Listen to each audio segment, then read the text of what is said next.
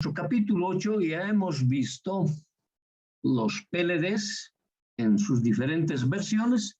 Hemos ido mostrando algunos circuitos integrados en su estructura interna, cómo estaban organizados en matrices, en nuestro caso matriz A, matriz OR y una celda lógica programable con los 3 niveles de programación que se tienen en ese tipo de dispositivos. Esos dispositivos son manejados con el lenguaje WinQPL, que no es el único, hay varios más. Pero el WinQPL, reitero, es porque este lenguaje está puesto gratuito en sus versiones pasadas para ser descargados mediante Internet. Entonces, por eso estamos utilizando ese lenguaje, ¿no ven? Luego hemos visto nuestros circuitos complejos. Ahí hemos analizado el CPLD. Hemos mostrado su topología interna, hemos mostrado sus unidades básicas, su matriz de interconexionado, la forma como realiza el interconexionado y sus bloques lógicos, y también el bloque de entradas y salidas. Luego nos toca ahora desarrollar el FPGA. Y esto es lo que vamos a mostrar, que es la última parte de nuestro capítulo, porque después los lenguajes no son tampoco muy abundantes, ¿no ven? Como ser, por ejemplo, el WinQPL, eso ya es de pleno conocimiento de ustedes, porque los hemos desarrollado cuando estuvimos avanzando el capítulo 3. También hemos hecho lo mismo con el VHDL. En el VHDL hemos mostrado ambos modelos, el Quartus 2 y el IC, que son exactamente idénticos. Tal es así que un programa desarrollado en IC te corre perfectamente en el Quartus 2. Hay pequeñas variantes, sí, pequeñas variantes, como por ejemplo en los vectores de prueba. No es lo mismo en el Quartus 2 que en el IC. Tiene sus leves diferencias, pero el programa armado para el vector de prueba en el IC, por lo menos en mi caso, nunca lo he podido correr en Quartus y viceversa. Ahora, para el WinQPL, perdón, para el Verilog no sucede algo parecido. Puedes hacerlo con el paquete del Quartus 2 o puedes hacerlo con el paquete del IC, te corre exactamente de la misma manera. Es mucho más sencillo incluso. Así que el desarrollo de esos lenguajes, que son bastante reducidos, también ya están vistos. Lo que no estaban vistos eran las estructuras internas de los circuitos integrados. ¿Por qué no los habíamos visto? Porque nosotros no teníamos todavía desarrollado en aquel momento las memorias. Primero, los operadores lógicos secuenciales, que son los flip-flops. El flip-flop set, el D, el T y el JK. Ni tampoco los módulos de lógica secuencial. Entonces, ahora que hemos completado esos capítulos, pues obviamente llegó el momento de ver de cómo están constituidos la estructura interna de en nuestro caso ahora del FPGA. ¿No ven? Hemos convenido denominarlos a partir de las memorias toda la estructura como si fuese una arquitectura. ¿No ven? La forma como está organizado el circuito integrado. Ok, entonces, en el caso del FPGA, son arreglos de varios bloques de entrada y salida, celdas lógicas y bloques lógicos. En esa denominación hay poca diferencia, ¿no ve? Entre el PLD, entre el CPLD y el FPGA. En el PLD, nosotros hemos dicho matriz AND, matriz OR. Ambos programables o no, ¿no? Entonces, para nosotros serían nuestros bloques de entrada y salida y nuestros bloques lógicos. Ok, y luego tendríamos los bloques de interconexionado. Parecido. Lo que pasa es que tanto el CPLD como el FPGA está conformado por estructuras similares a los PLDs, pero en cantidades extremadamente altas. Es decir, por lo menos unas 100 estructuras de PLDs están incorporadas dentro de un CPLD o dentro de un FPGA. Y todavía estamos quedando cortos al decir 100. Hay mucho más que eso. Y de esa manera es que se han ido obteniendo circuitos integrados cada vez más complejos y cuyo manejo o uso o empleo de estos circuitos integrados en los procesos de diseño para generar tareas lógicas complejas o sencillas, se los tiene que hacer utilizando un determinado lenguaje. Y en ese lenguaje que estamos utilizando nosotros, utilizamos el VHDL o el Verilog. Y versiones del VHDL o del Verilog vienen vía el fabricante. Entonces, los fabricantes de estos FPGAs nos han preparado, por ejemplo, el Quartus 2. Nos han preparado el IC. El IC está preparado por el fabricante Xilinx. Ok, entonces, y cada uno ha estructurado su circuito integrado de tal manera de a los elementos que les permiten accesar, o sea, introducir información al circuito integrado, se los ha venido a denominar bloques de entrada. Cuando el sistema realiza el proceso y tiene que entregar los resultados, se lo ha venido a denominar bloques de salida. Entonces, el bloque de entrada y salida es todo lo que circunda al circuito integrado para nosotros, en nuestro caso, el FPGA. Luego hay un bloque de procesamiento lógico o digital, que son los bloques lógicos. Es donde se generan todas las posibles soluciones de las tareas lógicas encargadas a este circuito integrado. Ahora, para generar todas esas funciones, tiene que existir un interconexionado entre los bloques de entrada y salida y los bloques lógicos, o solamente entre bloques lógicos, para que termine el procesamiento y luego entregue información. Entonces, por eso se llaman conexiones verticales y horizontales. En el caso del FPGA y en el caso de los CPLD serán la matriz de interconexionado. Entonces, la arquitectura es similar en todos. Las denominaciones son relativamente diferentes. Ok, entonces, en nuestra arquitectura para el FPGA, los bloques de entrada y salida son los bloques que están en la periferia del circuito integrado. Es todo aquello que está aquí en nuestra gráfica representado, no sé, a la manera de un círculo. Y ahí dice bloques de entrada y salida. Luego tengo líneas horizontales y verticales, y esos están constituyendo los canales de interconexionado horizontal y vertical. Luego internamente tengo mis bloques lógicos configurables. Entonces, ahí están todos los dispositivos digitales que nos realizan el procesamiento de la tarea lógica que se ha encargado al circuito integrado. Y si nos fijamos en cantidades de bloques lógicos, son considerables dentro de la arquitectura.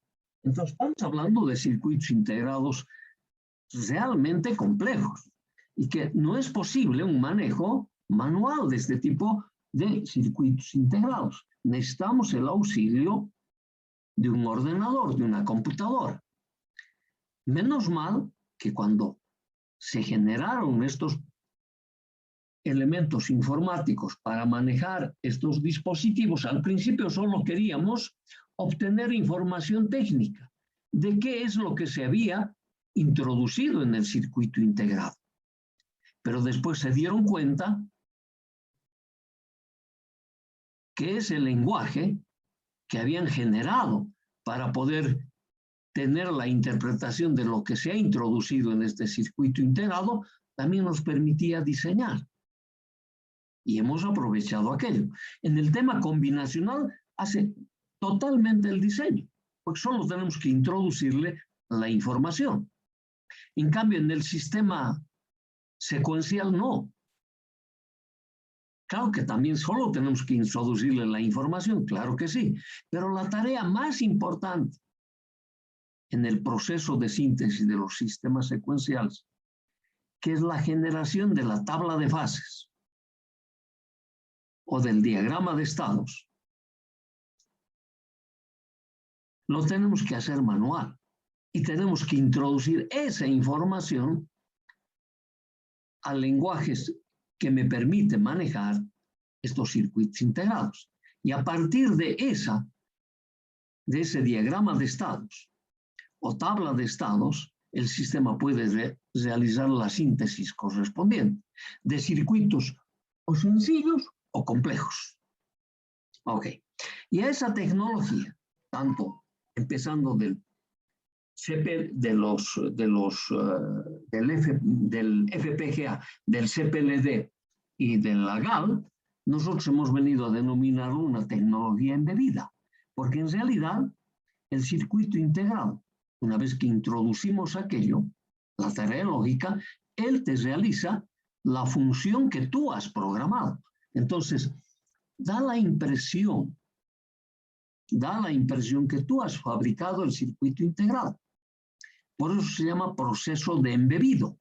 Hemos introducido dentro de él una tarea lógica y en esa tarea lógica tenemos decididos cuáles son los pines de entrada, cuáles son los pines de salida y qué bloques me van a realizar la tarea lógica. Y qué tipo de interconexionado voy a tener dentro del circuito integrado. Entonces, ese circuito integrado, una vez programado, está representando tu tarea lógica. Es como que tú te has fabricado tu propio circuito integrado. Ok, que te realiza una determinada tarea. Entonces, para ese tipo de estructura de los sistemas embebidos, el FPGA es el mejor dispositivo, es el mejor circuito que ha podido crear la tecnología electrónica para poder realizar los diseños tanto de elementos básicos como de elementos muy complejos. Okay. Y esto es lo que vamos a tratar de mostrar como su estructura interna. Okay. Entonces, una FPGA es una matriz de celdas lógicas. Esta es la matriz de celdas lógicas que se comunican unas con otras. Entonces, cada celda se comunica a través de estos bloques, de estos canales de interconexión horizontal y vertical. ¿Ve? Unas con otras y con los pines de entrada y salida. Entonces, prácticamente todo el sistema está debidamente interconectado y comunicado, tanto para realizar la tarea lógica como para transportar información de la entrada hacia los bloques lógicos o de los bloques lógicos hacia las. Entonces, esa es la arquitectura de un FPGA. Una estructura bastante compleja y tiene una cantidad de operadores lógicos crecientes a medida que va encontrándose nuevas aplicaciones de estos sistemas. Ok. En general se puede decir que posee una estructura regular, aunque el bloque lógico y la arquitectura de rutado varían de un fabricante a otro. Ahora, en este tema, de que van variando esta estructura de un fabricante a otro, se ha incrementado mucho más esta variación en el momento que se ha introducido dentro de estas estructuras también memorias lógicas. O sea, nuestras memorias RAM, nuestras memorias PROM se han introducido dentro de las FPGA.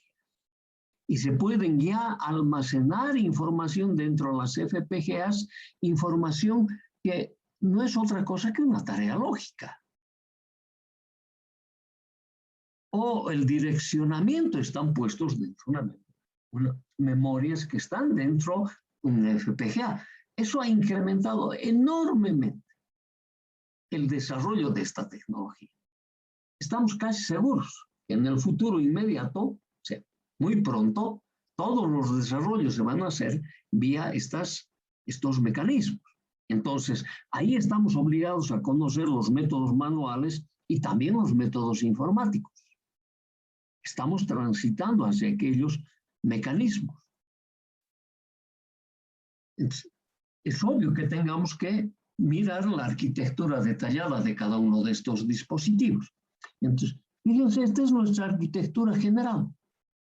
Allí nosotros tenemos, para los bloques de interconexionado horizontal y vertical, tenemos una estructura puesto por multiplexadores o por transistores E cuadrado CMOS para hacer la programación del interconexionado. Después vamos a entrar a estos canales de interconexionado programables, ¿no ven? Hoy en día, por ejemplo, estos canales de interconexionado programables se los hace almacenando el interconexionado en las memorias.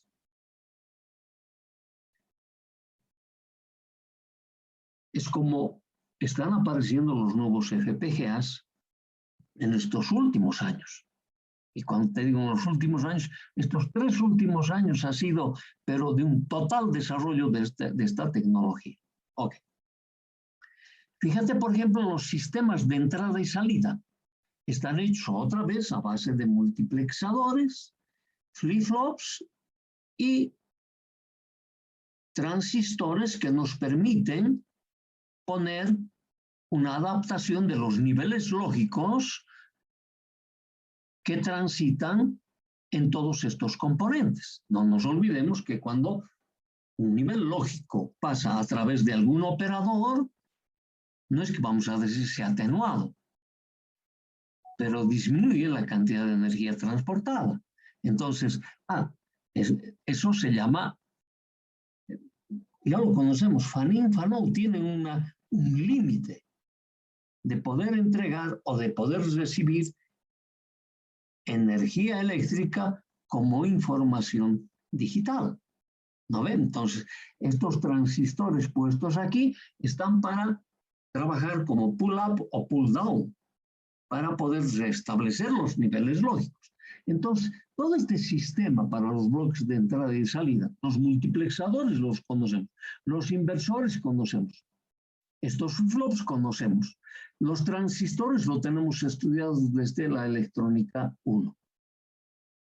Son todos bloques conocidos por nosotros.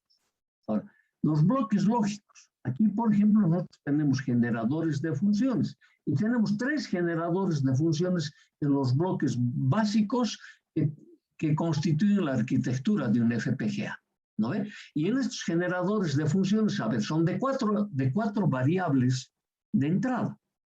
Cuando nosotros hicimos la generación de la cantidad de funciones que podemos tener con 4 variables de entrada, la cantidad es enorme. Y tenemos de esos 3 bloques que generan funciones. Por lo tanto, en cada uno de estos módulos tenemos esa cantidad de generadores y guiados a través de multiplexadores y con celdas lógicas al estilo del OLMC, el que habíamos analizado en la GAO. No vamos a decir que es el mismo, pero es muy similar a ello. Ajá. Entonces me dice, realmente son circuitos integrados de muy alta complejidad. Entonces, la arquitectura de la FPGA, con sus bloques lógicos, tienen partes combinacionales y partes secuenciales. Eso está mostrándonos en cada uno de los bloques.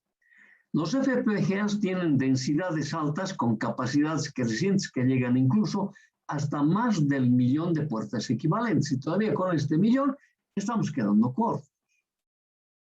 Porque los circuitos integrados todos los años van creciendo en la cantidad de operadores lógicos que van poniendo dentro de una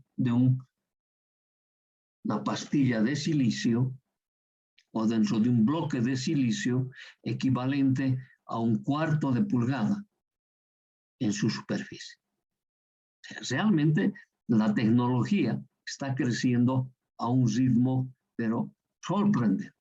Y nos han puesto a nuestro servicio este tipo de circuitos.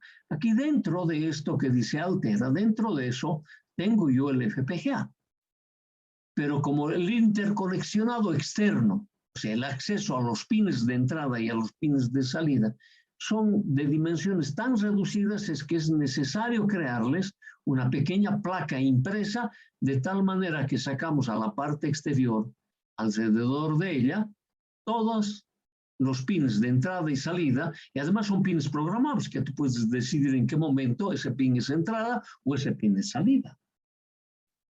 ¿No ve? Y pones unos elementos adicionales de cómo voy a poner las polarizaciones correspondientes al FPGA. Claro, y el FPGA está compuesto por puros operadores lógicos, y los operadores lógicos tenemos para su polarización los 5 voltios, ¿no ve? Los 3,7 voltios, 2,5, 1,2 de voltio, es que son los valores de las tensiones de polarización que debemos aplicar a este tipo de circuitos integrados. Y en función de esa polarización quedan establecidos los niveles lógicos del 0 y del 1, como vamos a utilizar dentro de este circuito. Ok. Entonces, eso para nosotros ya lo hemos establecido en nuestro capítulo 1. Ahora, las celdas lógicas o bloques lógicos, que es el procesador mismo. El bloque lógico consta de una parte combinacional que permite implementar funciones lógicas booleanas, más una parte secuencial que permite sincronizar la salida con una señal de reloj externa e implementar registros. ¿No ve? Nos está hablando de este bloque. Nos muestran los 3 generadores de funciones que hemos mencionado. Los 2 primeros generadores están interconectados a través de estos multiplexadores. Son de 2 entradas de información, una salida, por lo tanto aquí voy a tener una variable de selección. ¿No ve? Con esa variable de selección o voy a direccionar esta entrada o voy a direccionar el generador de las funciones. Y lo mismo ocurre con este otro generador. Y me dice, este símbolo es un multiplexador, controlador para configurar el programa. Entonces, ahora la salida de estos generadores, de los 3 generadores, ya sean combinados o salidas individuales, fíjense, están habilitados las salidas individuales también. Y están guiados a través de otros multiplexadores. O sea, aquí, nuestros elementos combinacionales, nuestros generadores de funciones de la primera forma o de la segunda forma canónica, que los hemos visto, capítulo 1 y 2, incluido el capítulo 3 para los multiplexadores, y eran de conocimiento nuestro. Y luego, con los flip-flops, prácticamente hemos estado al alcance de todos los elementos que se utilizan en un bloque lógico. Ahora, este bloque lógico se repite tantas veces dentro de un circuito integrado que nos va dando la capacidad de procesar tareas lógicas. Por eso habíamos mencionado también que dentro de un FPGA nosotros podemos introducir un microprocesador o un microcontrolador.